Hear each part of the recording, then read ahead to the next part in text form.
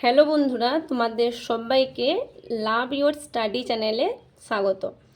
আজ আমরা ক্লাস 9-এর ভূগোলের রায়মার্টিন কোশ্চেন ব্যাংকের second summative Alipurduar Newton girls high স্কুলের প্রশ্ন উত্তর আলোচনা করব। তাহলে চলো শুরু করা যাক। বিভাগ ক, একের দাগে সঠিক উত্তরটি নির্বাচন করে লেখো। কোন স্থান ও তার প্রতিবাদ স্থানের মধ্যে সময়ের পার্থক্য কত হবে? তো অপশান সি, 12 ঘন্টা। আন্তর্জাতিক দ্রাঘিমা সম্মেলন অনুষ্ঠিত হয় এ, ওয়াশিংটন। জাপানের ফুজিয়ামা একটি কী আগ্নেয়গিরি? তো উত্তরটা হবে অপশান সি, সুপ্ত আগ্নেয়গিরি। সমপ্রায় ভূমি বা পেরিপ্লেনে কঠিন শিলাগঠিত টিলা বা পাহাড়গুলিকে কি বলা হয়? Option D, মনাডনক। স্বল্পমোচন প্রক্রিয়া কার্যকরী হয় কোন শিলায়? উত্তরটি হবে গ্রানাইট শিলায়। উত্তর পূর্ব ভারতে প্রবেশদ্বার কাকে বলা হয়? তো উত্তরটি হবে অপশান এ, শিলিগুড়ি। প্রাচীন পলিমাটি দেখা যায়? অপশান সি, দক্ষিণ দিনাজপুর। বিভাগ খ, সঠিক উত্তরটিতে শুদ্ধ এবং অশুদ্ধ লিখতে হবে। কর্কটক্রান্তি রেখা বরাবর হাঁটলে জলবায়ুর পরিবর্তন লক্ষ্য করব? তো উত্তরটি হবে অশুদ্ধ, সময়ের পরিবর্তন হবে, জলবায়ুর পরিবর্তন হবে না। পর্বতবেষ্টিত মালভূমিটি নবীন ভঙ্গিল পার্বত্য অঞ্চলে গড়ে ওঠে? তো এটা শুদ্ধ। পুঞ্জিত ক্ষয় একটি ক্ষয়ীভবন প্রক্রিয়া? অশুদ্ধ, উত্তরটি হবে অবরোহণ প্রক্রিয়া। আচ্ছা বি, পশ্চিমবঙ্গের সর্বোচ্চ শৃঙ্গের নাম কি? তো সান্দাকফু। 2 নম্বর, সুমেরু বৃত্তের মান কত? সুমেরু বৃত্তের মান হচ্ছে 66.5 ডিগ্রি 80 ডিগ্রি উত্তর অক্ষাংশ। কোন প্রক্রিয়ায় পদার্থ মৃত্তিকায় এ স্তর থেকে বি স্তরে সঞ্চিত হয়? তো আমরা সবাই জানি ইলুভিয়েশন।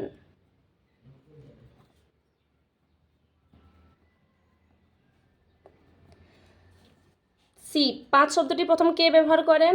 উত্তরটি হবে জে উইলসন প্রথম 5 শব্দটি ব্যবহার করেন। পশ্চিমবঙ্গের দুঃখ কোন নদীকে বলা হয়? পশ্চিমবঙ্গের দুঃখ বলা হয় দামোদর নদে। বিভাগ গ, একের দাগের উত্তর প্রশ্ন অক্ষাংশ কাকে বলে?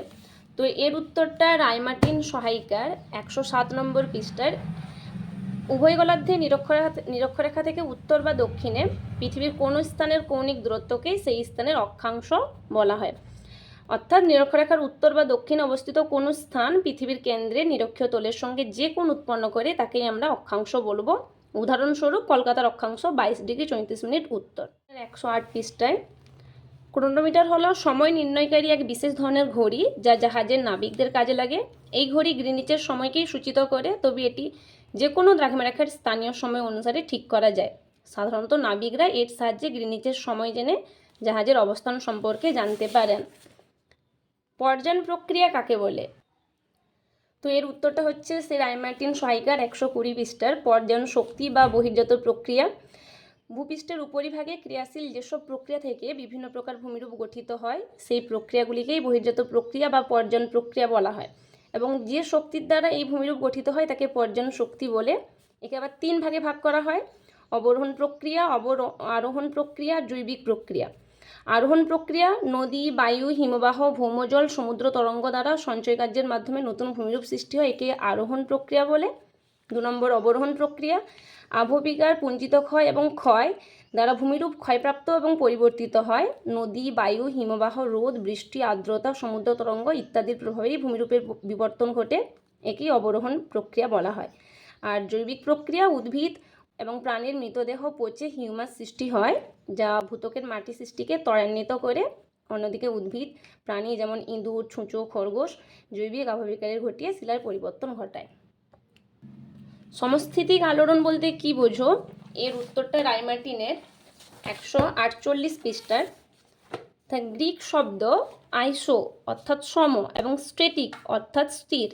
যে প্রক্রিয়ার মাধ্যমে ভূপৃষ্ঠে অবস্থিত বিভিন্ন উঁচু নিচু স্থান যেমন পর্বত, মালভূমি, সমভূমি প্রভৃতি পরস্পরের মধ্যে উচ্চতাগত সাম্য অবস্থা বজায় রাখার চেষ্টা করেই তাকে বলা হয় সমস্থিতিক আলোড়ন। অনেক সময় আইসোস্ট্যাটিক মুভমেন্টও লেখা থাকে। একই উত্তর কি? এটি হচ্ছে শ্রী রায়মার্টিনের 178 পৃষ্ঠায় রেগুলিত। মৃত্তিকা সৃষ্টির প্রথম পর্যায়ে আদিশিলা যান্ত্রিক ও রাসায়নিক আবহবিকারের ফলে চূর্ণ বিচূর্ণ হয়। এই শিলাচূর্ণ ভূত্বকের উপর শিথিল ও কোমল একটি আবরণ সৃষ্টি করে, একে আমরা রেগোলিথ বলি। অর্থাৎ রেগোলিথ হচ্ছে মৃত্তিকার সৃষ্টির প্রাথমিক পর্যায় ও প্রধান শর্ত। কালক্রমে বিভিন্ন জৈবিক, রাসায়নিক ও জৈব রাসায়নিক প্রক্রিয়ার মাধ্যমে রেগোলিথের সূক্ষ্ম শিলাচূর্ণগুলো বিশ্লিষ্ট ও স্তরীভূত হয়ে মৃত্তিকা সৃষ্টি করে। প্রকৃতপক্ষে রেগোলিথ হলো আবহবিকারের ফলে সৃষ্ট যাবতীয় বস্তুভারের অসমৃদ্ধ স্তর। এই বস্তুটি শিলাচূর্ণ এবং মৃত্তিকার মাঝামাঝি অবস্থা। উদাহরণস্বরূপ বলা যায় পর্বতের পাদদেশীয় ঢালে সঞ্চিত টেলাস, ক্রি ইত্যাদি হচ্ছে রেগোলিক জাতীয় পদার্থ। দুটি ফলাফল, এটা হচ্ছে রাইমার্টিনের 167 পৃষ্ঠা। ভূমিকা পাঠ একটু দেওয়া যেতে পারে। ভূপৃষ্ঠে আবহবিকারের ফলে নানান অবস্থার সৃষ্টি হয় বলে পৃথিবীতে আবহবিকারের গুরুত্ব অত্যন্ত বেশি। কিছু কিছু ক্ষেত্রে আবহবিকারের ফলাফল ধ্বংসাত্মক হলেও অনেক ক্ষেত্রে মানুষের অশেষ কল্যাণ সাধন করে। এর ফলাফল যেহেতু দুটি বলেছে, যে কোনো দুটো পয়েন্ট করলেই হবে। প্রথম পয়েন্ট হচ্ছে ভূ আস্তরণের উৎপত্তি। আবহবিকারের ফলে শিলাসমূহ চূর্ণ বিচূর্ণ হয়ে এক প্রকার ভূ আস্তরণের সৃষ্টি করে, যা রেগোলিথ নামে পরিচিত। এটি হচ্ছে শিলা এবং মৃত্তিকার মধ্যবর্তী অবস্থা। 2 নম্বর, মৃত্তিকার উৎপত্তি। রেগোলিথ থেকে পরবর্তীকালে মৃত্তিকার সৃষ্টি হয়। ক্রান্তীয় মৌসুমী অঞ্চলে শুষ্ক এবং আর্দ্র আবহাওয়ার কারণে রাসায়নিক আবহবিকারের হার অত্যন্ত বেশি। এই কারণে উক্ত অঞ্চলটিতে ল্যাটেরাইট মৃত্তিকার উদ্ভব ঘটে। প্রশ্ন, পশ্চিমী ঝামেলা কি? এটি আরেকভাবেও দেওয়া যেতে পারে, পশ্চিমী ঝঞ্ঝা কি? একই উত্তর হবে। এটি রাইমার্টিনের 333 পৃষ্ঠায় আছে। পশ্চিমবঙ্গে শীতকালে উত্তর পূর্ব দিক থেকে শীতল ও শুষ্ক মৌসুমী বায়ু প্রবাহিত হয় বলে এ সময় ঝড় বৃষ্টি সাধারণত হয় না এবং শান্ত আবহাওয়া বিরাজ করে। তবে সুদূর পশ্চিমে ভূমধ্যসাগর থেকে সৃষ্টি হয়ে আসা নিম্নচাপের প্রভাবে পশ্চিমবঙ্গে ঝড় বৃষ্টি হয়। পশ্চিম দিক থেকে আসার কারণে এই নিম্নচাপ তথা ঘূর্ণিঝড়কে অনেকেই পশ্চিমী ঝঞ্ঝা বা পশ্চিমী ঝামেলা বলেন। এর কয়েকটি বৈশিষ্ট্য রয়েছে, যেমন পশ্চিমী ঝঞ্ঝার প্রভাবে 75 থেকে 100 সেন্টিমিটার পর্যন্ত বৃষ্টিপাত হয়, পাহাড়ে তুষারপাত হয় এবং অনেক বেলা পর্যন্ত কুয়াশা দেখা যায়। ম্যানগ্রোভ অরণ্যের দুটি অভিযোজনগত বৈশিষ্ট্য। আমরা সবাই জানি ম্যানগ্রোভ অর্থাৎ সুন্দরবন এলাকায়। তো এর অভিযোজনগত বৈশিষ্ট্য দুটি বলেছে, কি কি গাছ দেখতে পাওয়া যায়? সুন্দরী, গরান, গেওয়া দেখতে পাওয়া যায়। তো বৈশিষ্ট্য হচ্ছে শ্বাসমূল। তো লবণাক্ত জলাভূমিতে ম্যানগ্রোভ উদ্ভিদের শ্বাস গ্রহণে অসুবিধা হয় বলে এক বিশেষ ধরনের মূল মাটির উপর অভিকর্ষের বিপরীতে বেরিয়ে এসে, যেগুলিকে আমরা শ্বাসমূল বলি, অর্থাৎ এগুলো এদের শ্বাস নিতে সাহায্য করে। 2 নম্বর হচ্ছে ঠেস মূল। নরম কাদামাটিতে জোয়ার ভাটার জলপ্রবাহ সহ্য করতে যাতে সোজাভাবে দাঁড়িয়ে থাকতে পারে, তার জন্য এই অরণ্যের অধিকাংশ বৃক্ষের গোড়ায় ঠেস মূল সৃষ্টি হয়। বিভাগ ঘ, তো সংক্ষিপ্ত ব্যাখ্যামূলক উত্তর বলেছে। প্রথমেই বলেছে মহাবৃত্ত এবং ক্ষুদ্রবৃত্তের মধ্যে পার্থক্য কি? তো মহাবৃত্ত ও ক্ষুদ্রবৃত্তের মধ্যে পার্থক্য এই যে তোমরা দেখতে পাচ্ছ 105 পৃষ্ঠার রাইমার্টিন সহায়িকার। তো এইভাবে বিষয় লিখতে হবে, মহাবৃত্ত লিখতে হবে, ক্ষুদ্রবৃত্ত লিখতে হবে। তোমরা স্ক্রিনশট করে নিও। আচ্ছা, অথবা প্রশ্ন, আন্তর্জাতিক তারিখরেখাকে মাঝে মাঝে বাঁকিয়ে দেওয়া দরকার হয় কেন? আমরা সবাই জানি আন্তর্জাতিক তারিখরেখা অর্থাৎ 180 ডিগ্রি দ্রাঘিমারেখাকে আন্তর্জাতিক তারিখরেখা বলা হয়। তো একে অনেক সময় বাঁকিয়ে দেওয়া হয় কারণ উত্তর সাগরে ক্রোব এবং ভাঙ্গেলিয়া দ্বীপের কাছে 11 ডিগ্রি পূর্বে বাঁকিয়ে বেরিং সাগরের উপর দিয়ে টানা হয়েছে। 2 নম্বর পয়েন্ট হচ্ছে এলুসিয়ান দ্বীপপুঞ্জে এড়ানোর জন্য প্রায় 7 ডিগ্রি পশ্চিমে বাঁকিয়ে দেওয়া হয়েছে। 3 নম্বর, ফিজি, টোঙ্গা, চেথাম প্রভৃতি দ্বীপপুঞ্জের 11 ডিগ্রি পূর্বে বাঁকিয়ে দেওয়া হয়েছে। কারণটা কি? কারণ হচ্ছে সকল দ্বীপ এবং দ্বীপপুঞ্জের অধিবাসীদের মধ্যে তারিখ বা বান নিয়ে যাতে কোনো বিভ্রান্তি বা ভুল যাতে দেখা না যায়, তার জন্য আন্তর্জাতিক তারিখরেখাকে এইভাবে বাঁকানো হয়েছে। যেমন আন্তর্জাতিক তারিখরেখা পেরিয়ে কোনো পূর্ব গোলার্ধের দেশে গেলে রবিবার হতো এবং আন্তর্জাতিক তারিখরেখা পেরিয়ে পশ্চিম গোলার্ধে গেলে শনিবার হতো। এই ভুল বা ভ্রান্তি এড়ানোর জন্যই আন্তর্জাতিক তারিখরেখাকে বাঁকিয়ে টানা হয়েছে। অন্তর্জাত বহির্জাত প্রক্রিয়ার মধ্যে পার্থক্য, তো 141 পৃষ্ঠার অন্তর্জাত বহির্জাত প্রক্রিয়ার মধ্যে পার্থক্য 4-5টা পয়েন্ট দিলেই হবে। সংজ্ঞা, প্রক্রিয়াসমূহ, কার্যকাল, শক্তির উৎস, ভূমিরূপ। কোন আগ্নেয়গিরিকে ভূমধ্যসাগরীয় আলোকস্তম্ভ বলা হয়? তো আমরা জানি সবাই স্ট্রমলি। ইতালির লিপারি দ্বীপের স্ট্রমলি আগ্নেয়গিরি দিয়ে ঘন ঘন অগ্নুৎপাত ঘটে এবং এই আলো অনেক দূর থেকে দেখা যায়। এতে জাহাজের নাবিকদের অবস্থান নির্ণয়ের সুবিধা হতো বলে একে আমরা ভূমধ্যসাগরীয় আলোকস্তম্ভ বলি। এটি তোমাদের টেক্সট বইয়ে দেওয়া আছে, 56 পৃষ্ঠা টেক্সট বইয়ে দেওয়া আছে ভূমধ্যসাগরীয় আলোকস্তম্ভ স্ট্রমলি। তারপরে প্রশ্ন, আবহবিকার এবং ক্ষয়ীভবনের মধ্যে পার্থক্য কি? তো এটা আবহবিকার চ্যাপ্টারই আছে, আবহবিকার ক্ষয়ীভবনের মধ্যে পার্থক্য। এখানেও সেই সংজ্ঞা, উপাদান, প্রকৃতি, উন্মুক্ততা, অপসারণ এবং গঠন কাজ দিলেই পার্থক্যটি হয়ে যাবে। বরফ কেলাস আবহবিকার কোন অঞ্চলে কার্যকরী হয়? তো কোন অঞ্চলটা বলতে শীতপ্রধান উচ্চ পার্বত্য এবং উচ্চ অক্ষাংশ অঞ্চলে দৈনন্দিন বা ঋতুভিত্তিক উষ্ণতার হেরফের জন্যই এই তুষারকার্য বা বরফের কেলাস আবহবিকারটি ঘটে। এবং কিভাবে ঘটে? তা দুটো পর্যায়ের মাধ্যমে ঘটে। এক হচ্ছে তুহিন খণ্ডীকরণ বা তুষার কিলক গঠন। পার্বত্য অঞ্চলে বৃষ্টির জল শিলাস্তরে ফাটলের মধ্যে ঢুকে গিয়ে অত্যধিক শৈত্যের কারণে তা বরফে পরিণত হয়, এবং জল জমে বরফে পরিণত হলে আয়তন শতকরা আমরা জানি 10 ভাগ বেড়ে যায়। এর ফলে শিলাস্তরে প্রবিষ্ট তীক্ষ্ণমুখ বরফের তলে ফলাকে বলা হয় তুষার কিলক। ফাটলে দুপাশে শিলাস্তরে প্রচণ্ড চাপের সৃষ্টি করে। এই চাপের প্রভাবে ফাটল ক্রমশ বৃদ্ধি পায় এবং শেষে শিলাস্তর ফেটে গিয়ে ক্ষুদ্র ক্ষুদ্র কোণযুক্ত শিলাখণ্ডের সৃষ্টি হয়। এই প্রস্তরগুলি পর্বতের পাদদেশ বরাবর সমান্তরালভাবে জমা হয় বলে একে অনেক সময় ফেলসেনমার বা ব্লক স্প্রেডও বলা হয়। আর আবার এই প্রস্তরখণ্ডগুলি পর্বতে যখন গা বরাবর উপর থেকে নিচের দিকে থাকে, একে উলম্বভাবে সঞ্চিত হলে একে স্ক্রি বা টেলাসও বলা হয়, এর অপর নাম। আর 2 নম্বর হচ্ছে হিমায়িত স্ফীতি। নাতিশীতোষ্ণ অঞ্চলে গ্রীষ্মকালে বৃষ্টির জল সচ্ছিদ্র বৃত্তাকার মধ্যে ঢুকলে শীতকালে তার শৈত্যের প্রভাবে বরফে পরিণত হয়।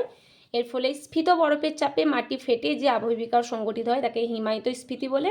এরকম ঘটনা চাষাবাদের পক্ষে বিশেষ সুবিধা হয়। এই দুটো ছবি দেওয়া আছে, ছবিটা ভালো মতন দেখতে পারো।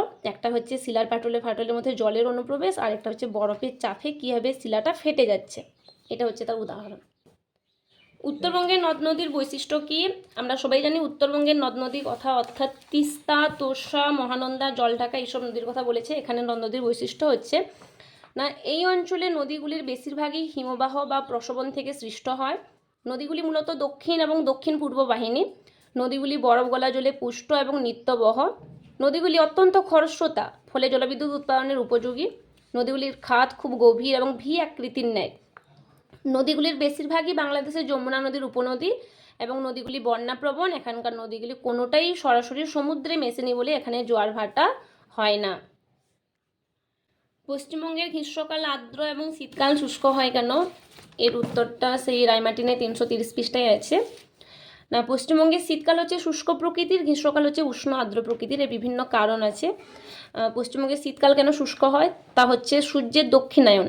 পশ্চিমবঙ্গে ডিসেম্বর থেকে ফেব্রুয়ারি মাস পর্যন্ত সূর্য দক্ষিণ গোলার্ধে লম্বভাবে কিরণ দেয়, ফলে উত্তর গোলার্ধের ক্রান্তীয় অঞ্চলে অবস্থিত পশ্চিমবঙ্গের উষ্ণতা তখন যথেষ্ট কম হয়, অর্থাৎ শীত ঋতু শুরু হয় আমাদের, এবং এখানে শুষ্কতা বিরাজ করে।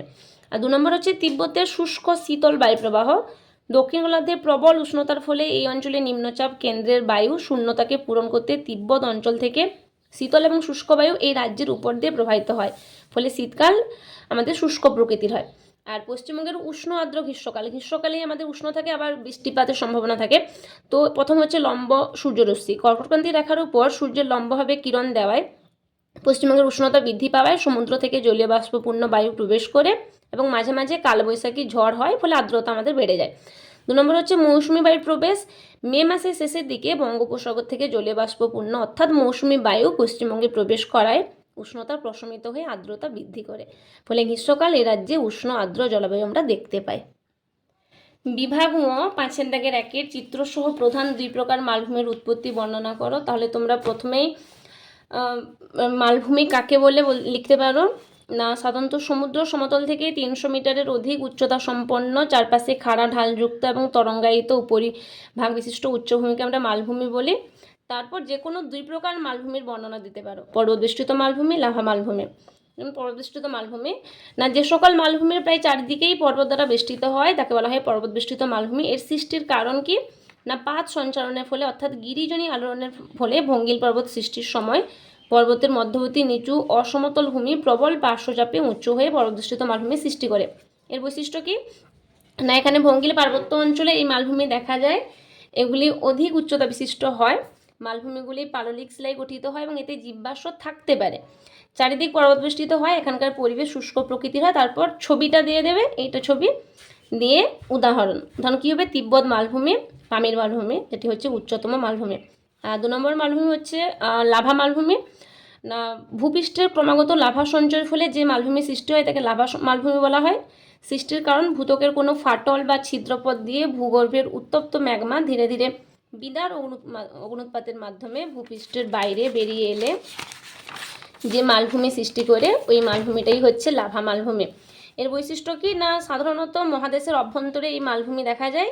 এই মালভূমি প্রধানত ব্যাসল্ট শিলায় গঠিত হয়। পর্যায়ক্রমে লাভা নিঃসরণের ফলে এই মালভূমিতে সিডির মতন কিছু ভূমিরূপ সৃষ্টি হয়। মালভূমির মাটি সাধারণত কালো রঙের হয় এবং মালভূমির উপরিতল চ্যাপ্টা হয়। লাভা সমভূমির তারপর ছবি পাট্টা দেবে দিয়ে উদাহরণ কি হচ্ছে দাক্ষিণাত্য মালভূমি, কলম্বিয়া মালভূমি, ইথিওপিয়া মালভূমি প্রভৃতি। পশ্চিমবঙ্গের জলবায়ু নিয়ন্ত্রকগুলি আলোচনা করো।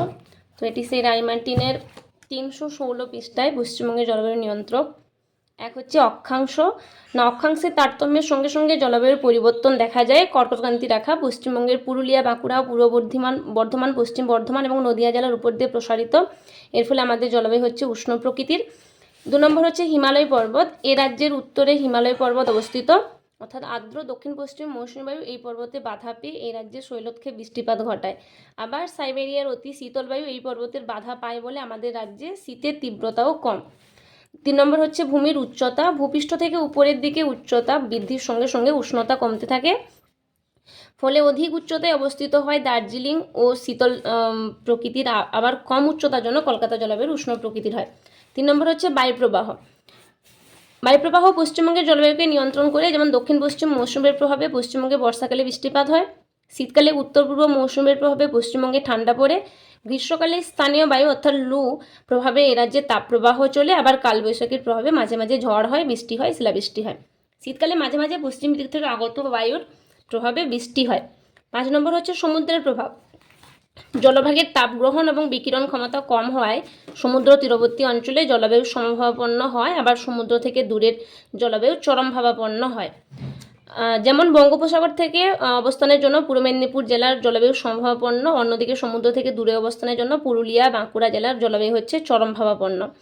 সমুদ্র উপকূলে সৃষ্ট ঘূর্ণিঝড়, শরৎকালে আশ্বিনের ঝড় পশ্চিমবঙ্গের জলবায়ুর উপর অনেকটাই প্রভাব ফেলে।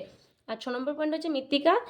মৃত্তিকার গ্রথন এবং গঠনের উপর তাপ গ্রহণের তারতম্য দেখা যায়। যেমন পশ্চিমবঙ্গের পশ্চিমের মালভূমি অঞ্চলের মাটি দ্রুত গরম এবং ঠান্ডা হয়ে যায়, কিন্তু গাঙ্গেয় সমভূমির নবীন পলিমাটি ধীরে ধীরে তাপ গ্রহণ করে, তাই জলবায়ুর তারতম্য দেখতে পাওয়া যায়। তো 3 নম্বর, গ্রিনিচের যখন সকাল 9টা তখন কোনো একটি স্থানের সময় বিকেল 5টা হলে ওই স্থানটি দ্রাঘিমা কত। তো এটা আমি আগে থেকেই খাতায় করে রেখেছি, একটু দেখে নাও। তো গ্রিনিচ এবং প্রদত্ত স্থানের মধ্যে সময়ের পার্থক্য কি বলা আছে না, বিকেল 5টা এবং সকাল 9টা। তো প্রথমে ওদের বিয়োগফল আমাদের বের করতে হবে। তো 8 ঘন্টা দিয়ে আমরা ওকে মিনিটে কনভার্ট করতে হবে, 480 মিনিট। তারপর আমরা জানি 4 মিনিট সময়ের পার্থক্যে দ্রাঘিমার পার্থক্য হয় 1 ডিগ্রি। তারপর 1 মিনিট সময়ের পার্থক্যে দ্রাঘিমার পার্থক্য হবে 1 ডিগ্রি বাই 4, আর 480 মিনিটে সময়ের পার্থক্য হবে 120 ডিগ্রি। যেহেতু গ্রিনিচের যখন সকাল 9টা তখন স্থানটির সময় বিকেল 5টা, অর্থাৎ স্থানটির সময় গ্রিনিচের থেকে এগিয়ে আছে। আমরা জানি এগিয়ে আছে মানে স্থানটি নিশ্চয়ই পূর্ব দিকে অবস্থিত। তো স্থানটি দ্রাঘিমা নির্ণয় করতে হলে আমাদের 0 ডিগ্রি প্লাস যত বের হয়েছে 120 ডিগ্রি পূর্ব, অর্থাৎ স্থানটি দ্রাঘিমা হচ্ছে 120 ডিগ্রি পূর্ব। তো আজ এই অবধি। তোমাদের ভিডিওটা কেমন লেগেছে সবাই বলবে এবং লাইক, শেয়ার, কমেন্ট করে দিও। আবার দেখা হবে পরবর্তী তোমাদের ভিডিওতে।